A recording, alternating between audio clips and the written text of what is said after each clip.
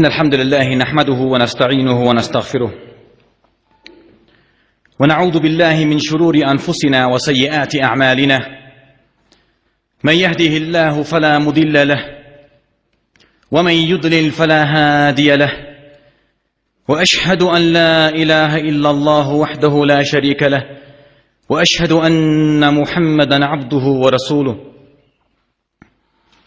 يا أيها الذين آمنوا اتقوا الله حق تقاته ولا تموتن إلا وأنتم مسلمون يا أيها الناس اتقوا ربكم الذي خلقكم من نفس واحدة وخلق منها زوجها وبث منهما رجالا كثيرا ونساء واتقوا الله الذي تساءلون به والأرحام إن الله كان عليكم رقيبا يا أيها الذين آمنوا اتقوا الله وقولوا قولا سديدا يصلح لكم أعمالكم ويغفر لكم ذنوبكم ومن يطع الله ورسوله فقد فاز فوزا عظيما إن خير الكلام كلام الله عز وجل وخير الهدي هدي محمد صلى الله عليه وسلم وشر الأمور محدثاتها وكل محدثة بدعة وكل بدعة ضلالة وكل ضلالة في النار. Indeed, the best speech is the word of Allah subhanahu wa ta'ala. The best way of life is the sunnah of our beloved Prophet sallallahu alayhi wa sallam. The best of affairs are the prescribed matters, and the worst of affairs are the novelties, the innovated matters. The best of knowledge is that which benefits. The upper hand is better than the lower hand, and wailing over the dead is a sign of ignorance. Abusing a Muslim is wickedness. Killing him is kufr, and backbiting him is eating his flesh. He who withholds his anger, Allah Ta'ala grants him reward. He who is patient in calamities, Allah Ta'ala turns his affairs, making it aright.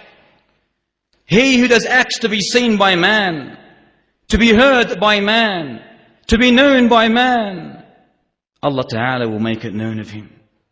He who is proud of himself, who boasts about himself, who places himself above others, Allah Ta'ala will debase him. He who obeys the shaitan disobeys Allah, and whoever disobeys Allah, He will punish him. Cursed is he who resembles the woman, and she who resembles the man. Cursed is she who sleeps while her husband is upset with her. Cursed are those filthy, disgusting, abominated acts of homosexuality. Cursed is the tattooer and the tattooed, the plucker of the eyebrow and the one that gets it plucked, the connector of hair and the one that gets it connected. Cursed are all those who fight Islam, who hate Islam, who mock at Islam, who fight the companions by their word. Cursed are they in the book of Allah Ta'ala and the sunnah of Muhammad sallallahu alayhi wa sallam. No, my beloved, the Almighty Allah rose over His throne in a way that suits His majesty, His glory and sovereignty. He indeed is the first, the last, the most high and the most near. Lord of the seven heavens, Lord of the seven earths, the splitter of the seed and the seed stone. We praise Allah subhanahu wa ta'ala for guiding us to this beautiful deen. For indeed Islam is the solution to the world's perplexing social problems. Islam is indeed the deen of salvation and light. Islam is the only religion that places the greatest emphasis, the greatest stress on divine unity, on Tawheed. Teaching an excellent, perfect, unadulterated concept of pure Tawheed, of pure divine unity, where there is no compromise in Islam. for Trinitarianism, for polytheism, for paganism, for idolatry. No compromise in Islam with nationalism, racism, colonialism, imperialism. No compromise with modernism, secularism, liberalism, communism, or any other form of deviation. For all these deviated sects, ما قدر الله حق قدره, they made not a just estimate of Allah, such as is due to Him. All paths, all paths, all groups other than the path of Islam is a path of darkness that leads only to eternal destruction. So Allah subhanahu wa ta'ala blessed us by creating us in this ummah. Not only as Muslims, my dear beloved brothers and sisters, no. Not only as Muslims, but as part of the greatest nations to walk on the face of this existence. The nation of Muhammad ibn Abdullah, ibn Abdul Muttalib, ibn Hashim, ibn Abdi Munaf, sallallahu alayhi wa sallam. For indeed honor, izzah, dignity, might, power, greatness, history proves without any shadow of a doubt that this nation that you are amongst were the sole possessors of izzah, of honor and greatness. The early Muslims, my beloved, moved from success to success. From success to success, and attained the highest position of izzah, of honor. For centuries, this great nation ruled this earth, and with such power, with such greatness, such might and glory, that no existing power had the courage, had the guts to raise a finger at them. And if anyone dared to do so, they would do it at the risk of being obliterated, eradicated, and destroyed. And this is a historical proof that no one can ever deny or erase from those history books. It was the days, my beloved, when the pagans, just upon hearing the name Al-Faruq, Umar ibn al-Khattab, they would break, buckle and shake. Why? Because Umar immediately, radiyallahu ta'ala anhu, when he entered Islam, immediately real manhood manifested in him. Real manhood. Not in his physical strength, no. But the strength of courage. The strength of faith. The strength of taqwa. The strength of standing firm and steadfast upon the truth. And not wavering or compromising his faith in Allah due to the worthless pleasures of this existence. An honor, a characteristic that won him dignity, and most importantly won him a palace in eternal and everlasting gardens of bliss. You need this man, and I'm pretty sure you all know him. He exemplified honor, how a izzah of a believer should and must be, in its highest form. One of the greatest examples of izzah of a believer. In the early days, we all know that Muhammad sallallahu alaihi wasallam was preaching Islam in secret, as we all know. The minute that this courageous man entered Islam, and he was in one of those secret sessions, he said, Ya Rasulullah, are we not right? Is Islam not the deen of haqq? Are we not the true servants of Allah? Worshipping Him in correct tawheed? He said, yes, Ya Umar, we are. And then he said, Ya Rasulullah, are they not wrong? Is not their kufr, their shirk, their wickedness, their evil, their mischievousness, is that not wrong in the sight of Allah? He said, yes.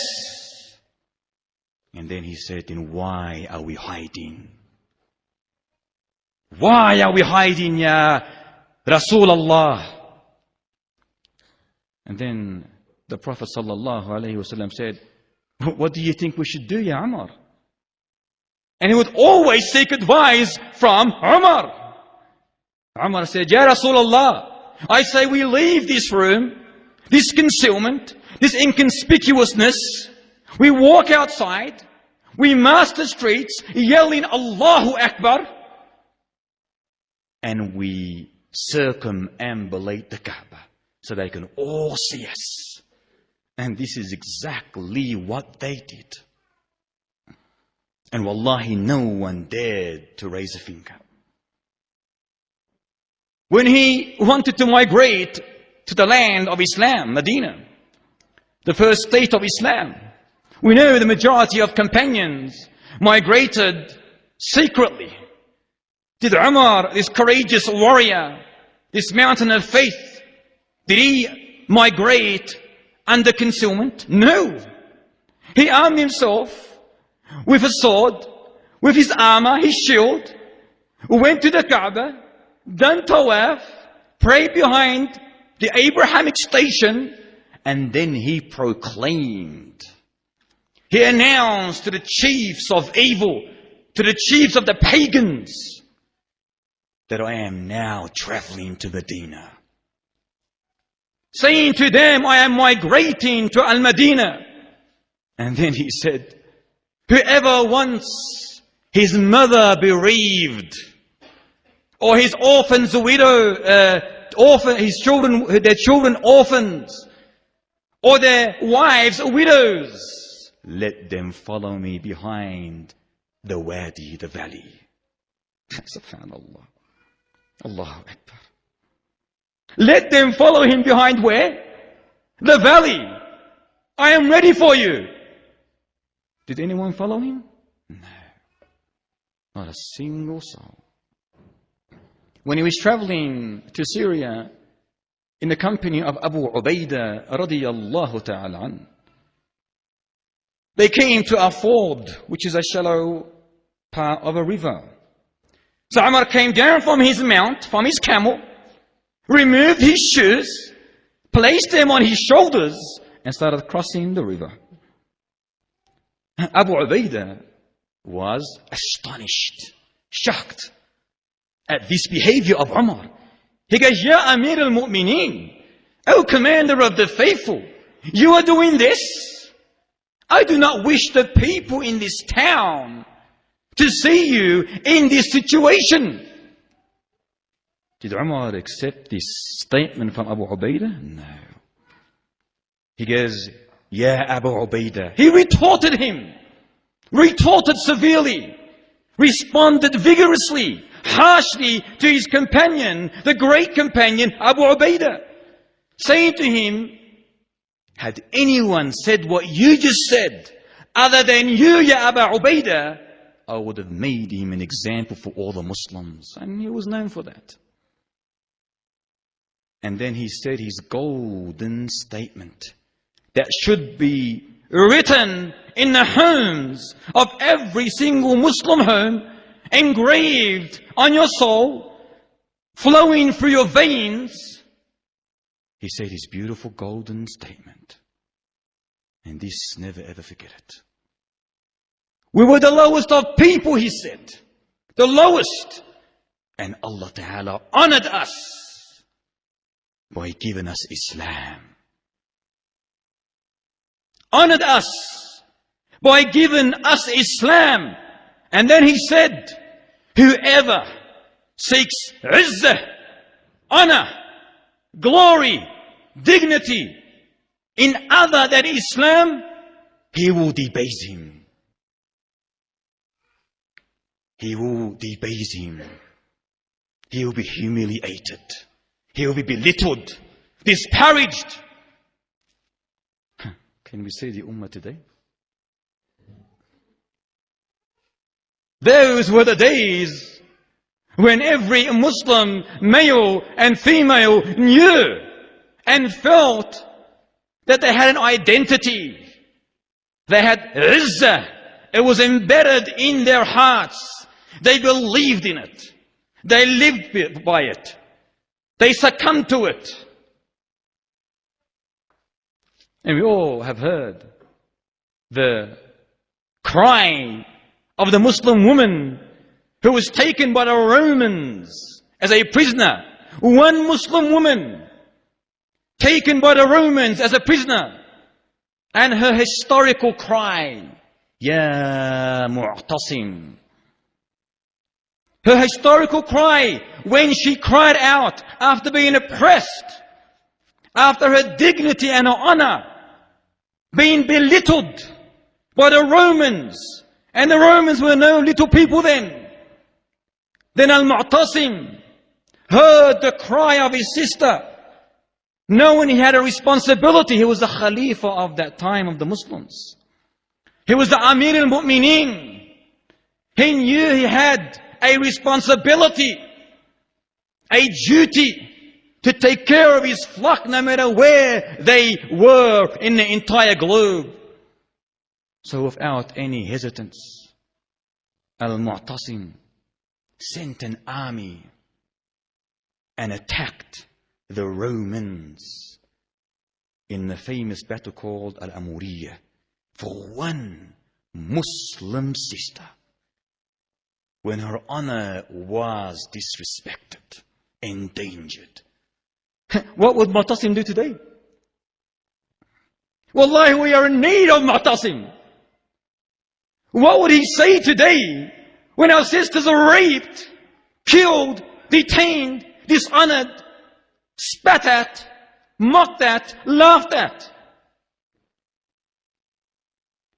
What would Mu'tasim say if he saw the killing fields in Shishan, Kashmir, Somalia, Afghanistan, Iraq, Palestine, and across the Asia and the Arab world? What would he say to that? What would Mu'tasim say if he hears the cries, the screams that are coming from the dungeons worldwide, where our brothers and sisters, wallahi, open your eyes, my brothers and sisters, where our brothers and sisters are being boiled alive in vats of water as we speak? What would Mu'tasim say if he sees our brothers and sisters falsely accused and abused, thrown into ghost prisons, black prisons, secret prisons, or any other satanic gulag? What would he say to this? Where they're being raped, sodomized, tortured, burned. The worst atrocities perpetrated against man are being done there. What would he say to this? Where are the leaders? Where is Mu'tasim? Where is Al-Faruq? Where is Salah ad-Din al-Ayyubi? Where is Siddiq, Dhu Nurayn, Abu Turab, Saifullah? Where are they? The majority of Muslims today, leave the leaders out. The majority of us are screaming and shouting at pleasure domes, where our sisters in the aisles are going crazy, dancing, laughing, screaming in so-called Islamic venue concerts, attending the Islamic boy bands or nasheed artists who are creeping around the world and poisoning the masses. That's where the Muslims are, screaming and shouting for them.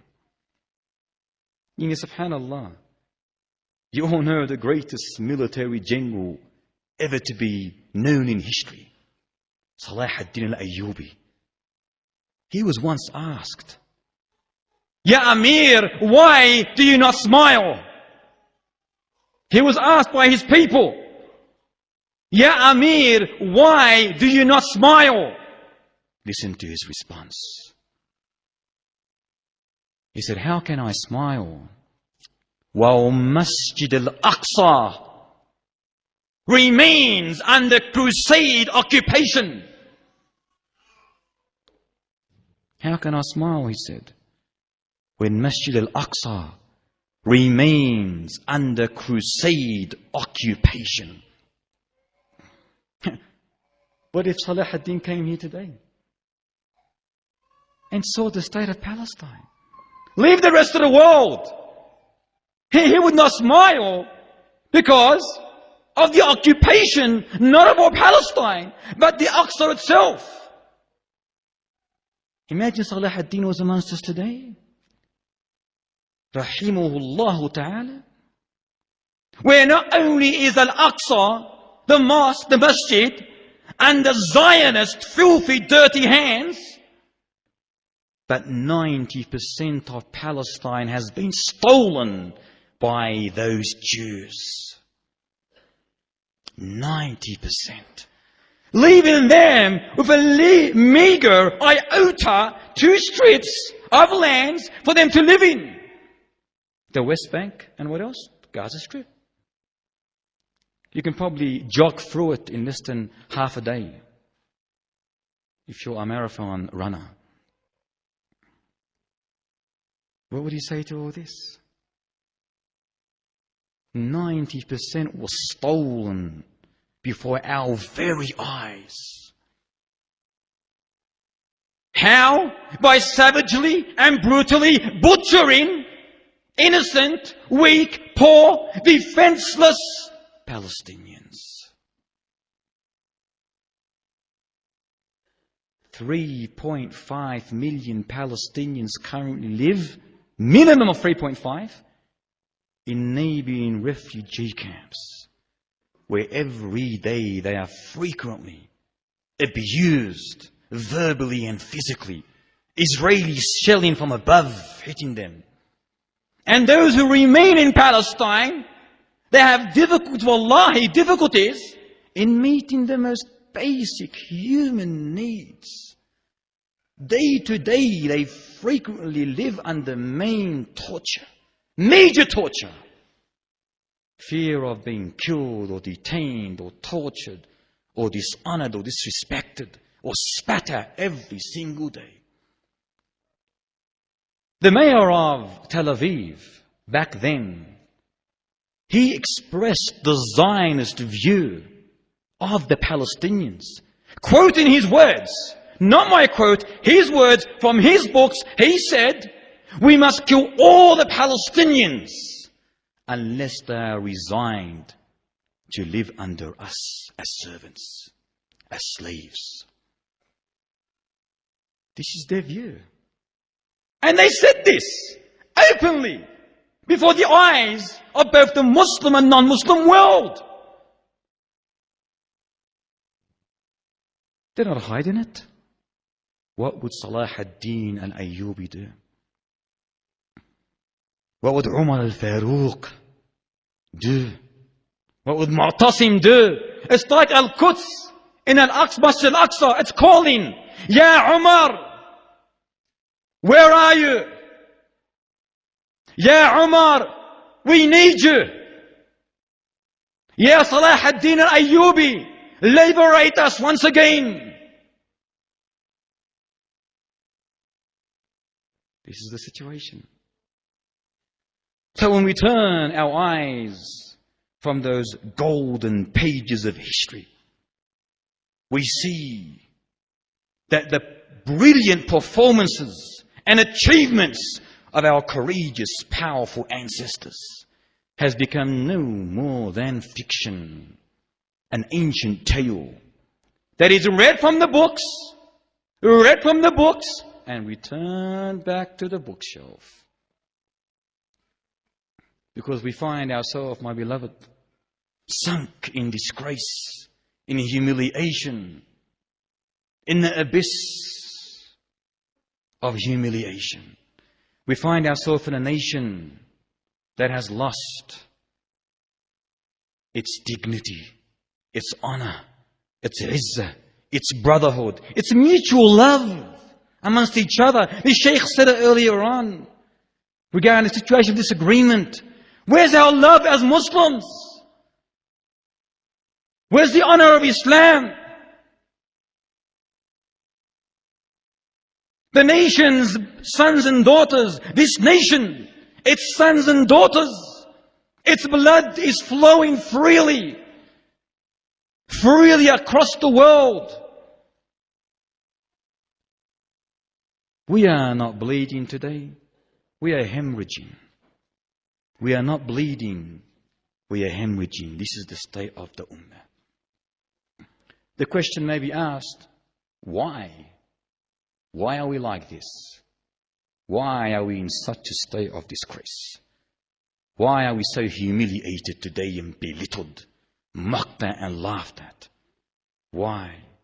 You know, it's easy to point the finger at the non-Muslims' woes and worries. For our woes and worries, we can easily point at it's their fault. No, it isn't. It is not their fault. They're an instrument that Allah used to humiliate us. It is not their fault. We should point the finger at our own selves. Because we have forgotten our identity. We have left the izzah that Umar ibn Khattab said. And we have sought the dunya. How many Muslims have abandoned prayer? And if they do pray, they'll either delay their prayer, or if they do pray, they rush their prayer as though it's some kind of gymnastics, exercise. Ya ikhwati al-a'izza, prayer is the pillar of Islam. It is the pillar of Islam. Awaken to the reality of what prayer is. The most beloved deed to Allah. The first thing that you shall be questioned on the day of resurrection. Prayer is no exercise. It's an act of worship that Allah loves. Pray it on time, with its correct pillars, obligations and sunnah. Pray it on time and take care of this pillar. How many Muslims are too stingy to give zakat? Let alone optional charity. Leave the charity out. Just give zakat. Give your zakat. And that will purify your wealth. How many Muslims, when Ramadan comes, leave the time of Ramadan, 1 month before Ramadan, before it even appears, they start worrying. They're angry and cranky and frustrated, agitated. Oh no, Ramadan's coming. I'm going to have to fast. I have to keep away from my cigarettes, my coffee. And you see him cranky and angry day after day. This is an act of worship that Allah loves.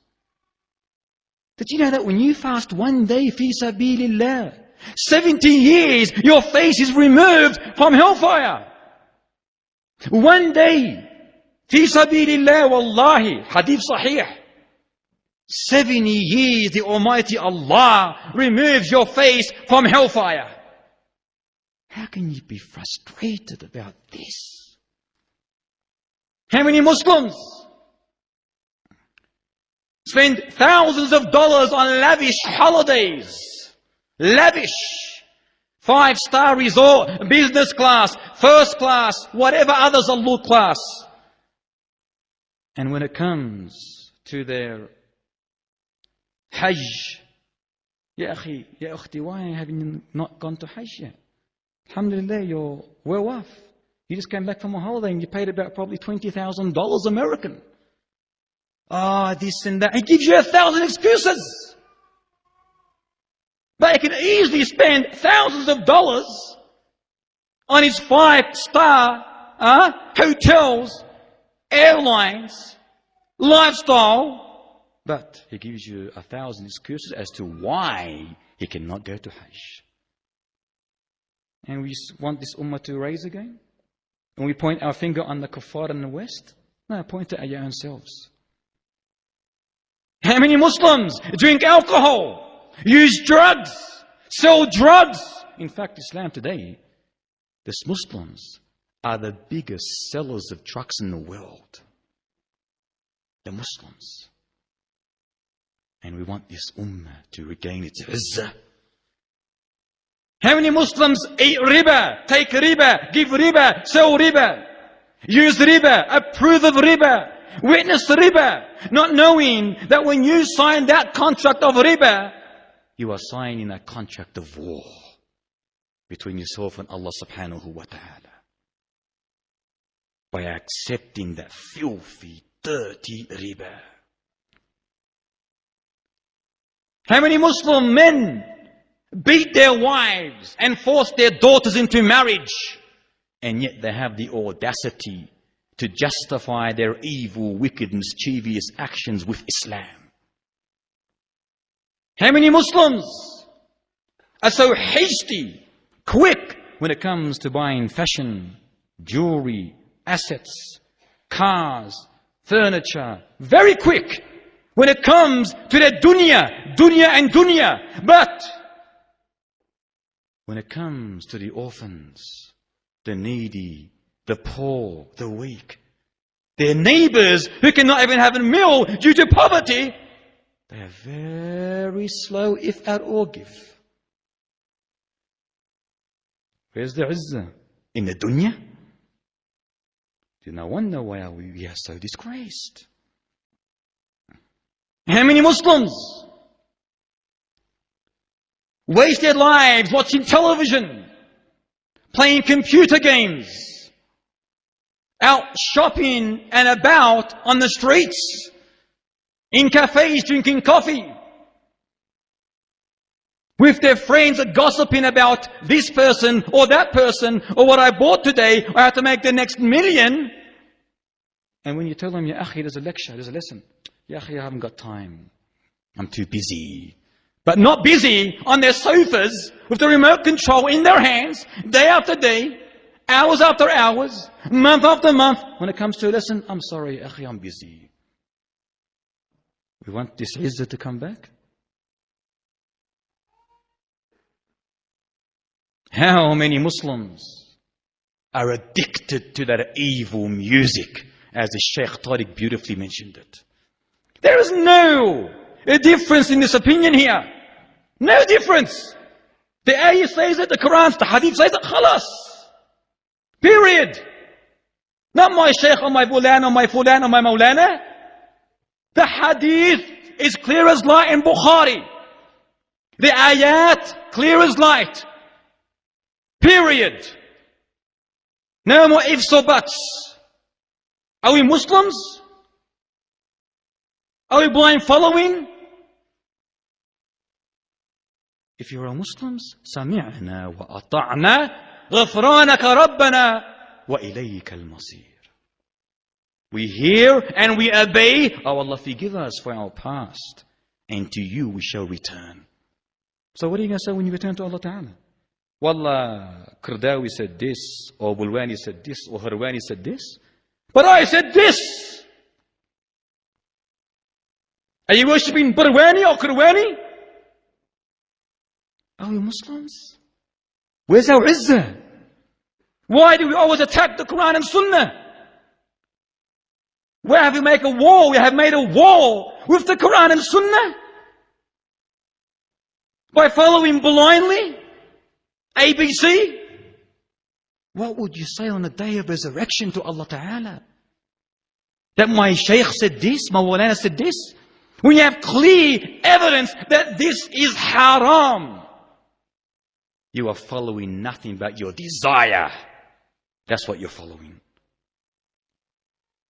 How many men, Muslim men, are cuckolds today, allowing their women to leave the home unveiled, no hijab, shamelessly like the kuffar, like fornicators? Or they allow their woman to mingle with the opposite sex as though it's his sister. Where's our shame? Don't we fear Allah?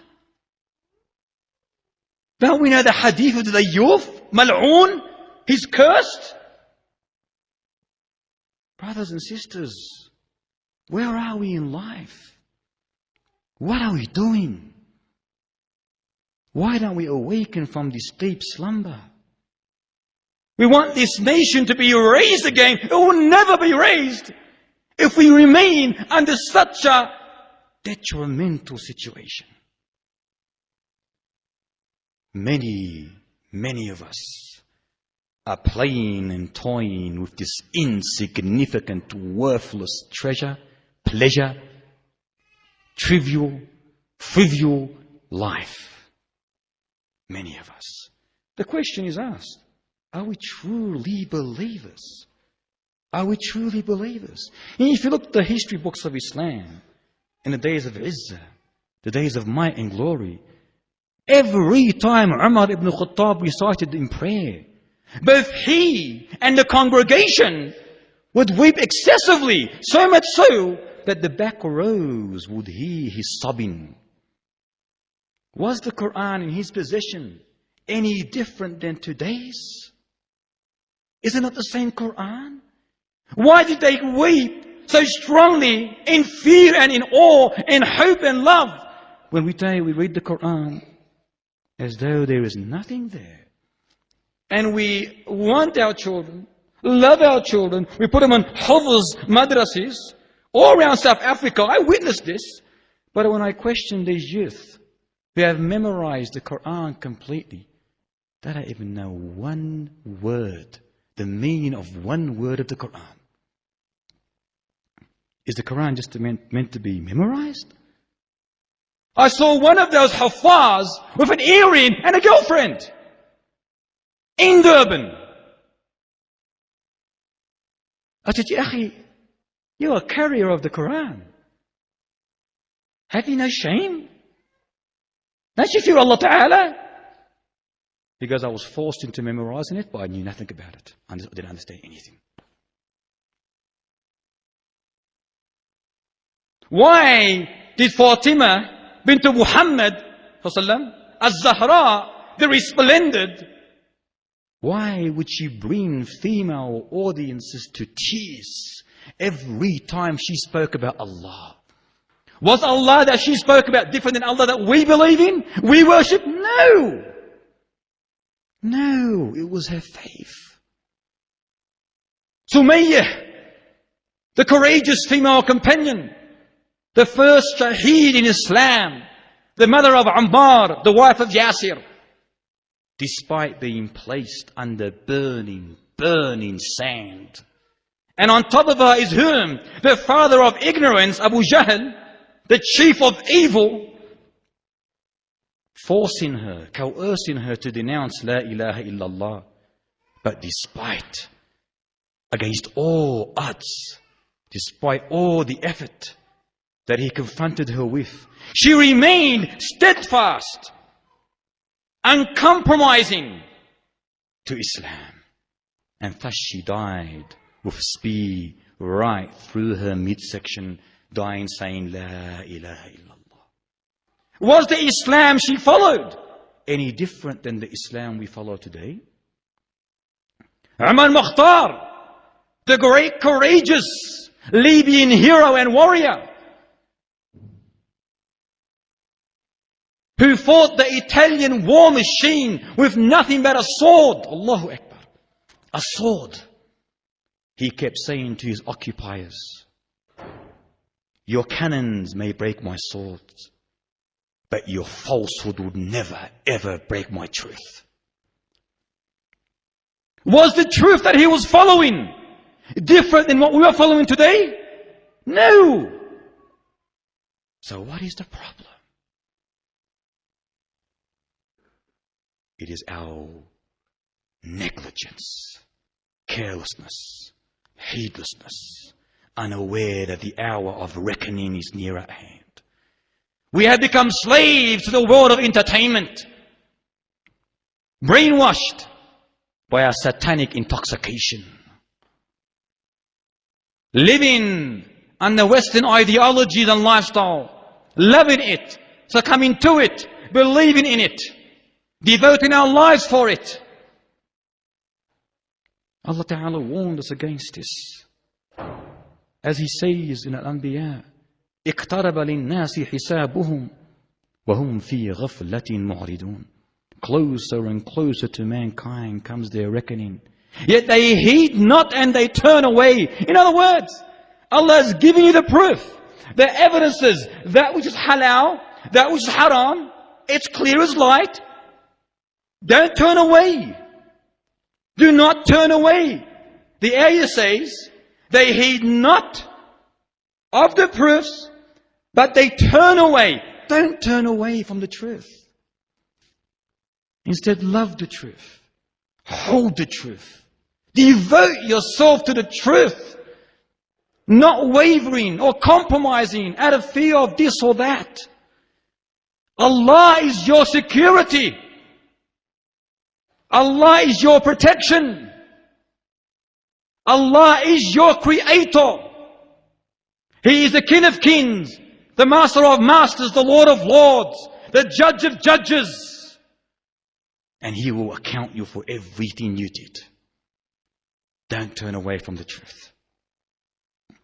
And the hadith of our beloved teacher Muhammad sallallahu alayhi wa sallam, in a narration collected by Muslim al-Hijjaj, when he said, hasten to do good deeds before there comes tribulations like pieces of a darkened night, where a man will be a believer in the morning, but by night is a disbeliever.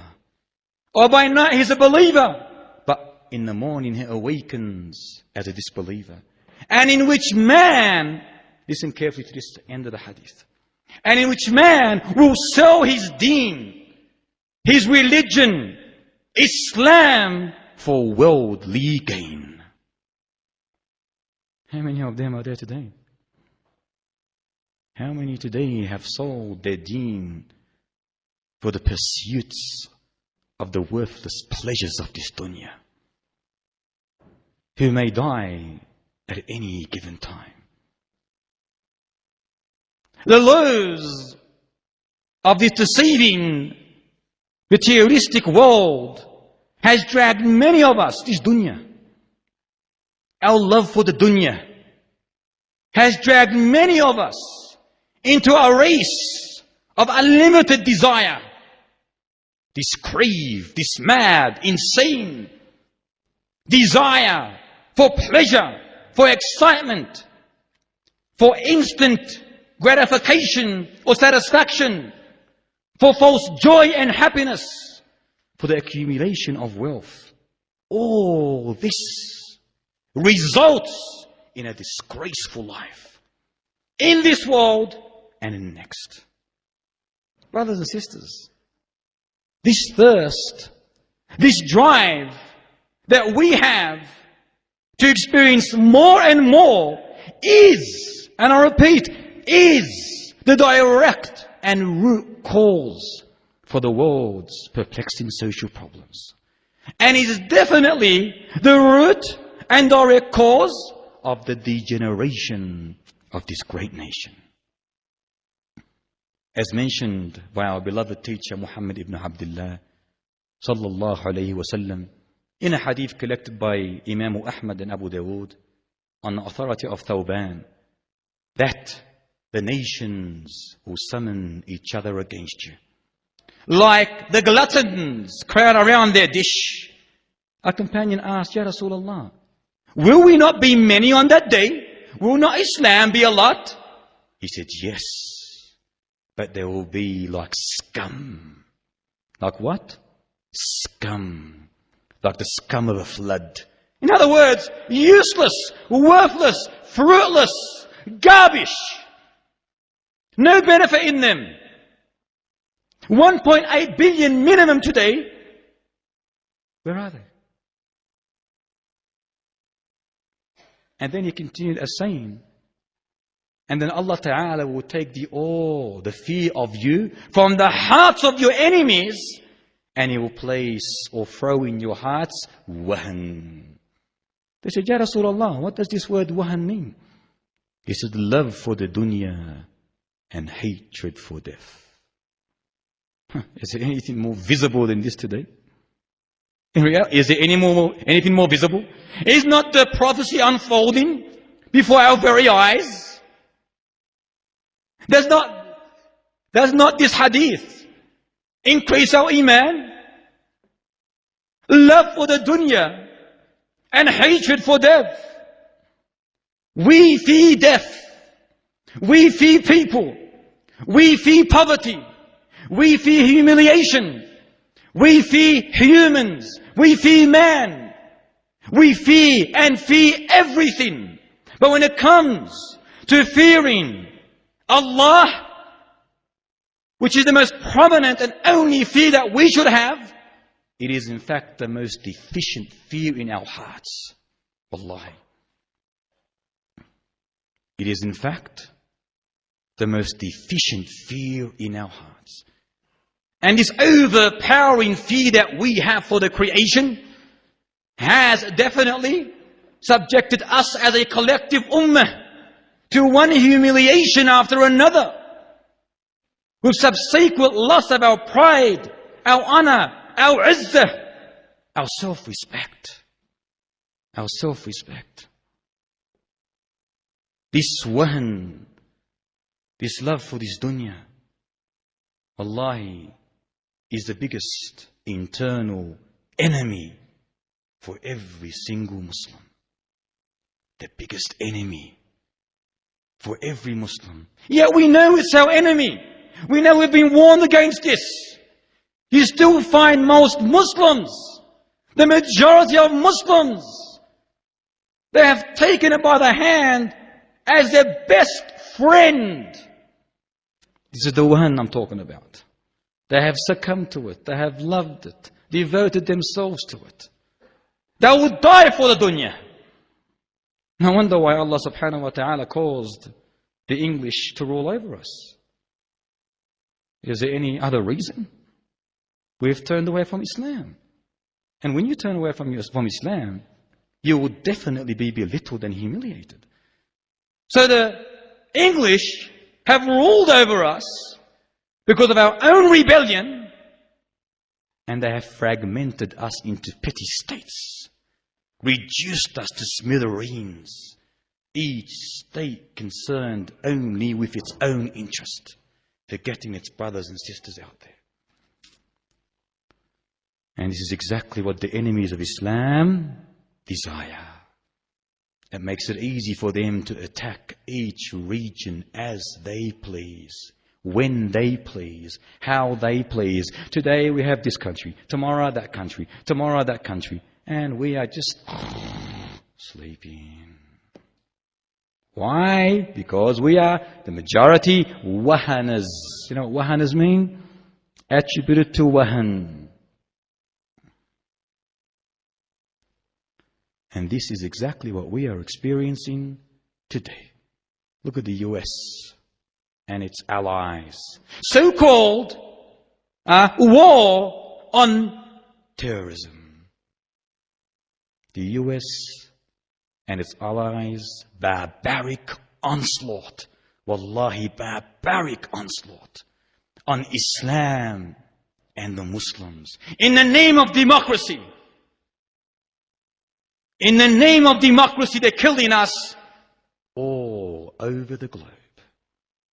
And no one says anything. Why? I repeat, it is because of our wahan. For indeed, the majority of this ummah, their eyes, their ears, their minds, their souls, their hearts have been sealed and influenced by Western ideologies and lifestyle. And we have lost many of our brothers and sisters to the disbelieving community by them adopting patterns of behavior which is absolutely repugnant to a sincere believer. How many have we lost? How many of our sons and daughters have we lost? Because the parents are too inclined to this one, they've forgotten their children. No, they send them overseas to Western lifestyles to get a Western degree. Have you been to those universities? I know, I was there. I was there. What do you see there? Muslim males and females at the tender age. You see males, beardless faces, jean-clad youth, exactly like an American, loving everything that is Western or American. That's his love. You see clothes on these people, on our Muslim sons and daughters, so tight, our sisters, so tight, that it has not only constricted her body, but her heart to Islam. Her heart, my dear beloved, to Islam. You see our brothers and sisters in these universities, giggling, mingling, flirting, even kissing each other. That's why when you send your daughter overseas or your son, that is what's going to happen. Are we so blinded by those satellite images of a fake Jannah that we have forgotten that our real Jannah exists? Are we so brainwashed by the glitter and gold of this dunya that we've forgotten the blessings of Allah upon us? If you were to ask the majority of youth, who do you take as your role model? You ask your sons and daughters today. This is all due to the izzah being diverted from Islam to the dunya. The wahan that we have been seduced to, hypnotized by, brainwashed by, that we love. You ask your son or your daughter, who is your role model? He'll probably say, a movie star, a pop star, a rock star, whatever other devilish star out there, taken for their source of guidance and their examples. Those who are known to be alcoholics, nudists, drug abusers, fornicators, who need rehab every second month. That's if he does not die or she does not die from a drug overdose or committing suicide. The most noxious sins in a human being, and yet us Muslims are taking them as our source of guidance, our role models. Teach your children the likes of Salah ad-Din, of Umar al-Faruq, of al-Siddiq, of Dhul-Hunayn and so forth. Teach them so you can instill that love for Islam in their hearts. We must, brothers and sisters, tame that which is untamed, which is our desire.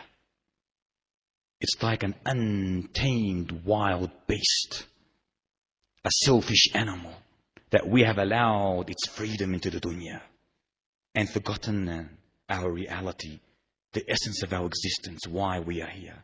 We should tame this wild beast, because your nafs, your low commanding ego, is indefinitely like an untamed wild beast, a selfish animal that loves its freedom and is always working in collusion with the two-horned, ugly, deceiving beast, the devil. Why? In order to destroy you both physically, morally, spiritually, to destroy the love between you and Allah subhanahu wa ta'ala. So what is our duty? To destroy this wahan, to return our izzah. What is our duty? It is to tame this wild animal, to imprison this selfish beast, to suppress it from its erratic desires and demands. And the only way you can ever do that is to have the recognition of Islam through taqwa. Taqwa is like the cool, fresh water of obedience that puts out this raging fire of sin. Have I got more time or am I pointing to?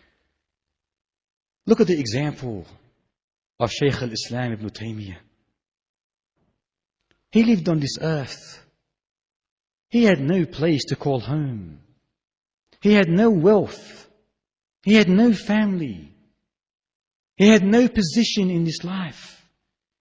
He had a little room that was connected to the central mosque.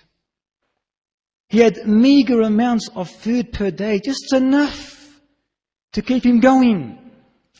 He had 2 garments. 2 garments. Yet, he said about his situation that his paradise is in his breast. His imprisonment meant personal seclusion between him and Allah Ta'ala. His execution meant martyrdom. And his banishment from his land meant spiritual journey. Isn't that a beautiful example? Do we have that in our hearts? Such sentiments can only be like a man like him. Why? Because the tree of faith, of Iman, of Taqwa, of Islam, of Izzah, that existed in his heart, in his qalb, had firm and solid roots. No suspiciousness, no uncertainty, no doubt about Islam. He knew that he was going back to Allah Ta'ala. So he lived a basic life. He loved a basic life. He taught his companions likewise.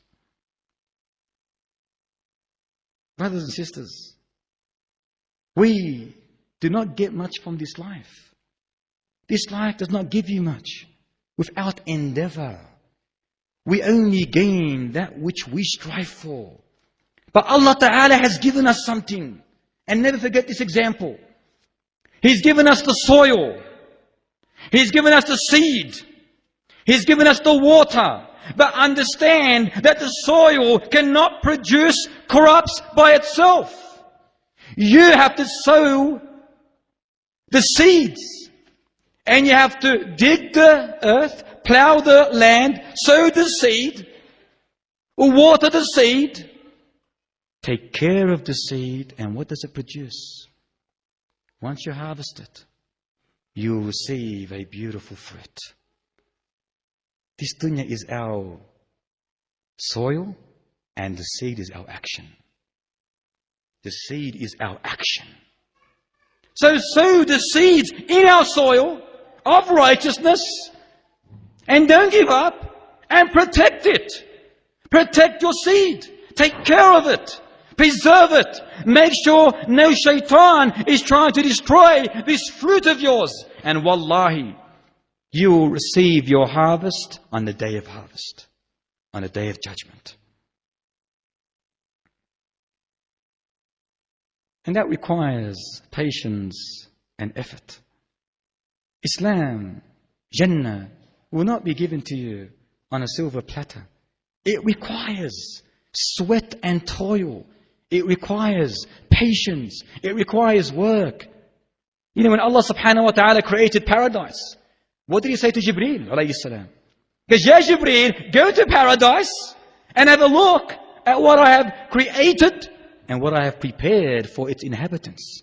So Jibreel alayhi salam went to paradise when it was first created, and he saw paradise. And he came back to Allah Ta'ala saying, by your glory and your honor, no one is a paradise but will enter it. Then Allah Subhanahu wa Ta'ala surrounded paradise with what? With difficulties, with hardship, with things that we don't want to do but we should do. Things that man naturally does not desire. Then He told Jibreel, Ya Jibreel, go back to paradise, once again, see what I have prepared for its inhabitants. So Jibreel alayhi salam went to paradise and saw the new surrounding. He goes back to Allah Ta'ala, by your glory and honor, I fear that no one will enter it. I fear that no one will enter it. Why? Because we need patience. Perseverance. We need sweat. It's an uphill slope to paradise, not a downhill slope where you slide and you keep on sliding so easily. No, it needs effort. You need to climb. Likewise, in contrary to paradise, is Jahannam wal-'a'udhu billah. That is a downhill slope. Once you slip, you keep on slipping and slipping and slipping. So when Allah subhanahu wa ta'ala created hellfire, He told Jibreel, Ya Jibreel, go and see hell. So Jibreel went, alayhi salam. And he came back to Allah ta'ala saying, Ya Allah, by your honor and glory, I fear, or he said, anyone who hears of hellfire will not enter it. And then he created around it, surrounded with what? With desire. With love for this dunya. With ease, with comfort, with luxury. With materialism. With passion. With your low commanding ego. And then he told Jibreel, Ya Jibreel, go now and have a look at hellfire. So when he went back and saw hellfire for the second time, returned back to Allah Ta'ala, by your glory and honor, I fear that no one will be saved. Be aware, brothers and sisters, be aware.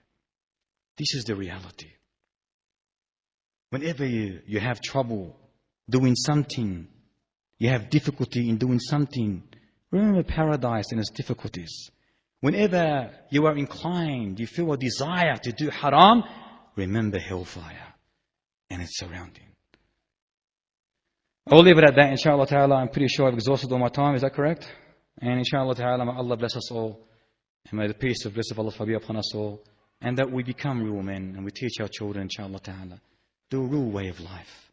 The real way of life. Not to be wahanas. Not to be wahanas loving this dunya. Love Allah and Allah will love you.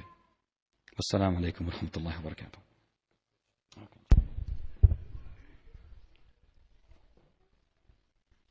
First question. Assalamu alaikum, Sheikh. South Africa is hosting the 2010 World Cup in football. Can we attend or be part of preparation if we are alive? Absolutely not. There is no doubt in Islam that such activities is part of Islamic teachings or allowances. This is built on idolization of humans, built on mischievousness and wickedness, built on everything that is considered haram in Islam. We are Muslims. We do not attend functions that are functions of evil, wickedness and mischievousness. No. Assalamu alaikum, Sheikh. Muhammad Sallallahu said, if we leave jihad for business, commerce, agriculture, farming, then we will be humiliated by Allah until we return to our religion. Is this not the exact state of the Ummah today? I am pretty sure I clarified that very, very intensely. Yes, it is. Indefinitely. Now.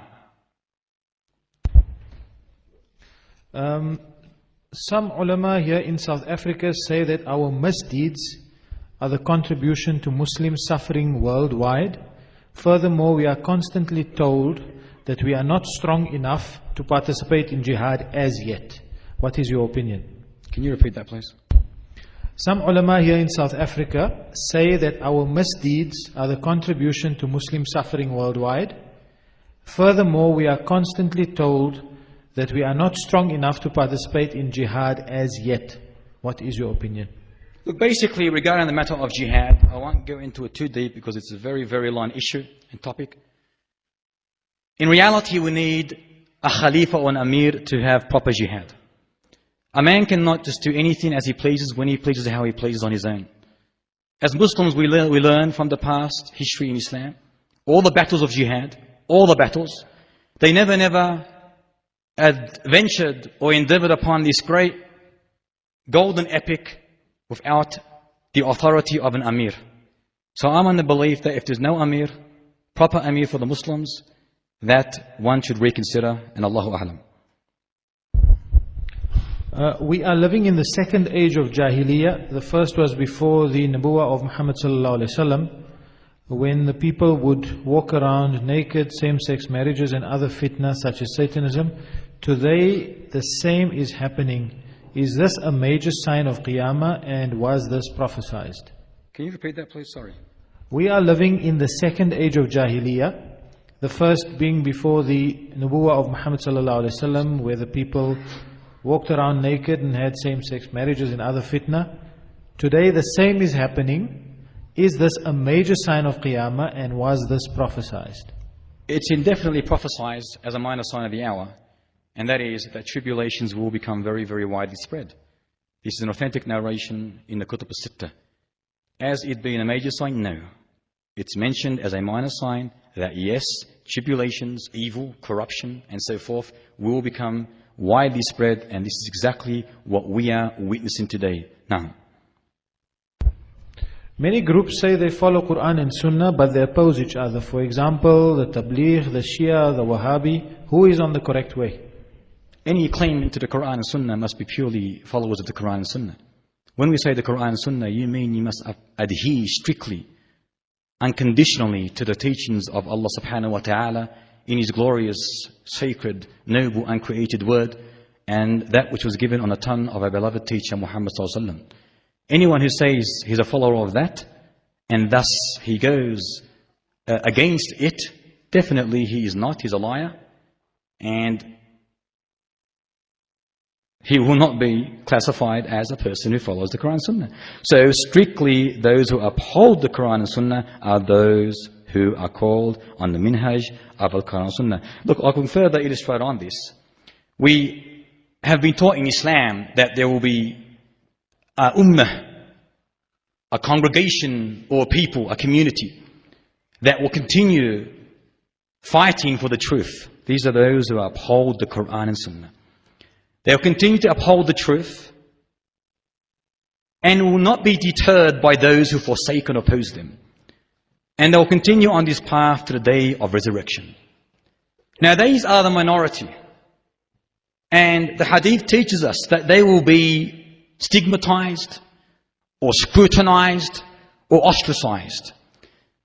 They are those who do not fear the fear of the blamers or the blame of the blamers. لا يخافون لومة لائم. Instead, they adhere to the haqq unconditionally, regardless what ABC says. They are strongly upholding the Quran and Sunnah, but they are labeled. They are labeled and stigmatized. And our beloved Shaykh Tariq mentioned earlier on, those who are called Salafis, for example, or those who are called Wahhabis. There's no such thing as Wahhabi. I repeat, we are Muslims, not Wahhabis. Allah Ta'ala says, وَلَا تَمُوتُنَّ إِلَّا وَأَنْتُمْ مُسْلِمُونَ. He did not say, إِلَّا وَأَنْتُمْ وَهَّابِيُّون, or Tablighiyun, or Sufiyyun, or Nashbandiyun, or Jahmiyun, or no. Ya akhwati al-a'izza. Allah said, إِلَّا وَأَنْتُمْ مُسْلِمُونَ.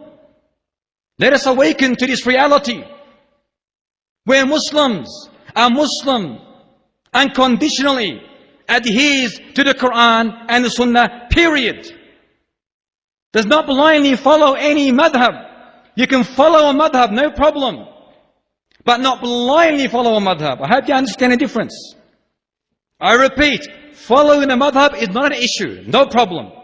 Alhamdulillah. But you cannot blindly follow a madhab. Meaning, if the hadith comes to you, authentic, clear as light, you are not allowed to reject it.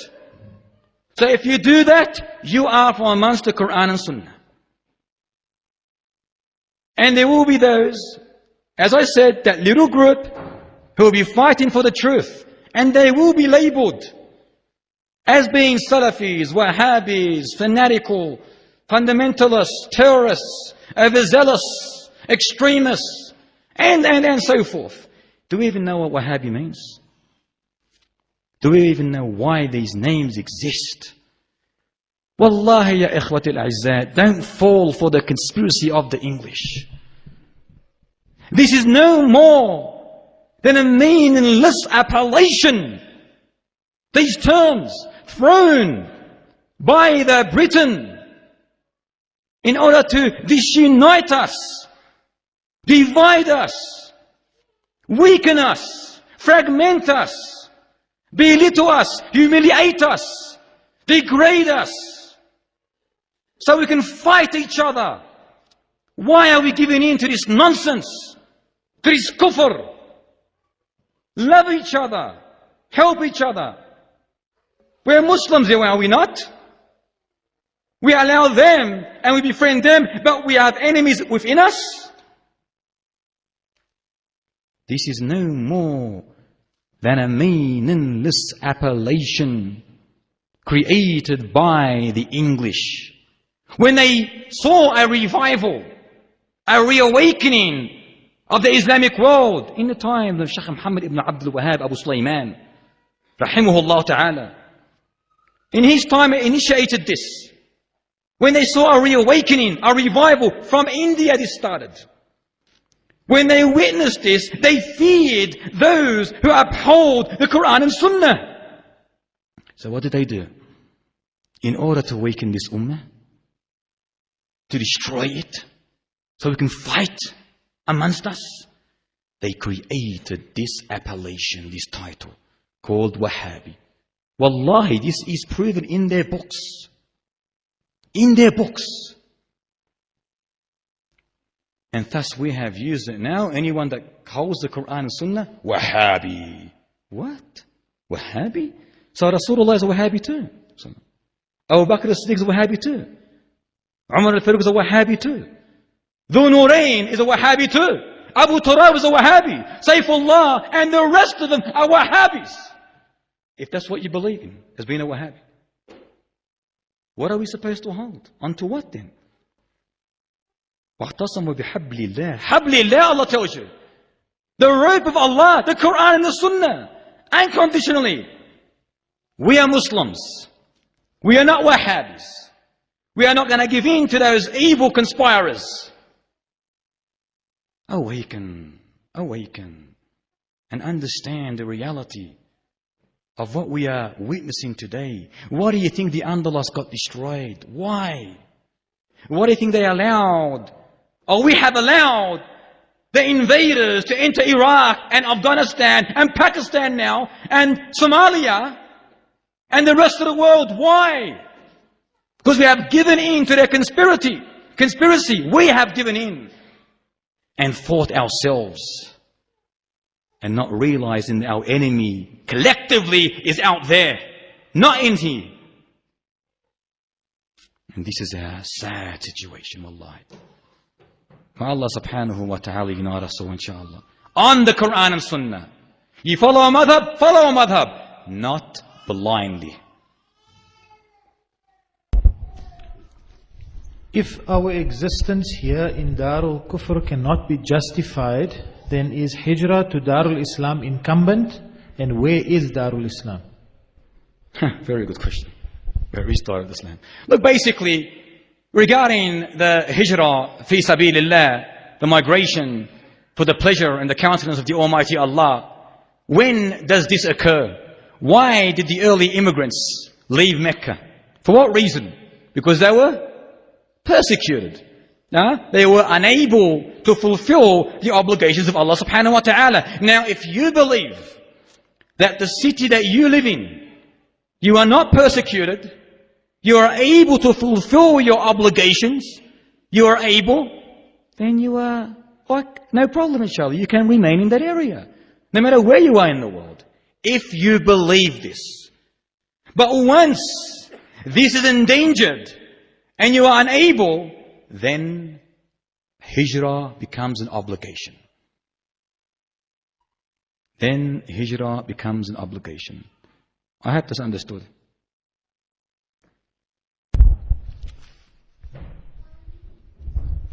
It is said in the Quran that catastrophe to a Muslim can be from his own hands or to test his iman. Please analyze this in relation to the Palestinian situation. Some things, bad things are said about a big number of Palestinians. Look, we don't want to point the fingers at our brothers and sisters as to what they are doing and what they are not doing. Leave the Palestinians out. Look at Jerusalem. Look at Masjid al-Aqsa in its essence. That's what we've got to be referring to. It is under occupation. Zionist, filthy, disgusting, scummy, abominated people. Scum. And we are allowing it. Without any shadow of a doubt, بما كسبت أيديهم. Because what our hands earn. We receive nothing but what our hands have earned. And this is the reason, not only in Palestine, but a worldwide phenomenon. The reason why Al-Aqsa today is under major occupation is because of not only Palestinians. They're weak. What are they going to do? But the Ummah as a whole. This is where the problem lies. Jerusalem, Palestine, is considered sacred to the entire Islamic world. It belongs to all of us, not to the Palestinians, to all of us. May Allah subhanahu wa ta'ala, inshaAllah, allow us to liberate it, bi'idhnillahi ta'ala. Now, what is the condition of someone who says that some verses of the Quran are not relevant today? أعوذ بالله من الشيطان الرجيم. Anyone who tries to play with the sacred code of Sharia is a kafir murtad. The law and only law for him is beheadness, execution. As a kafir he dies. Anyone who plays around Kitab Allah Azza wa Jal, or our beloved Muhammad Sunnah, tries to add or delete, is a kafir, a filthy kafir, worse than the Jews and the Christians. And he needs to be executed. That's his punishment. Abu Muhammad al-Barbahai, in his Sharh al-Sunnah, clearly mentions that anyone who denies a verse of the Quran becomes a kafir. Muhammad ibn Hanbal, the great Imam, says anyone who rejects a sound hadith, imagine he said an ayah, a verse, a sound hadith, places him on the brink of destruction. Ishaq ibn Rahawiyah, another great Imams of hadith, of the Sunnah of Islam, from the Salaf, our predecessors. Likewise, anyone who rejects a confirmed hadith is a kafir. He cannot play with Allah's words. It's Allah's revelation. And He says, we sent this revelation and we are the preservers. Who are you to come and say that we need to be progressive Muslims, modern Muslims, liberal Muslims, secular Muslims, and play with the word of Allah? Grab this person if it's under